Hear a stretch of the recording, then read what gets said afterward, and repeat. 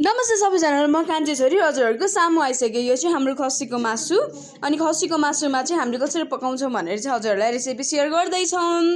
अनि त्यसपछि चाहिँ यो चाहिँ मामुले हजुरलाई देखाउँदै हिँड्छ। अनि यति सबै मसलालाई चाहिँ पानीमा हालेर भिजाउने अनि भिजाउँदाखेरि चाहिँ यस्तो हुन्छ। भइसकेपछि चाहिँ प्याज काट्ने, प्याज काटिसकेपछि चाहिँ कुकर तताएर कुकरमा चाहिँ प्याज कडिपत्ता अनि त्यसपछि मसलाहरू हाल्ने अनि त्यसपछि अघि भिजाएको मसला हालिसकेपछि यो घोलिसकेपछि यो मसला पाकिसकेपछि चाहिँ मासु हाल्ने अनि मासु हाल्दाखेरि चाहिँ हामीले चाहिँ मसलालाई चाहिँ मजाले पकायौँ।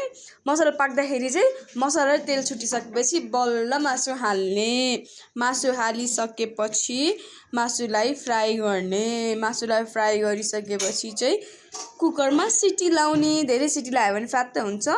2 देखि 1 सम्म सिटी लाउने। अनि सिटी लाग्यो। सिटी लागिसकेपछि मासु इज रेडी। मासु पाकिसकेपछि यस्तो हुन्छ।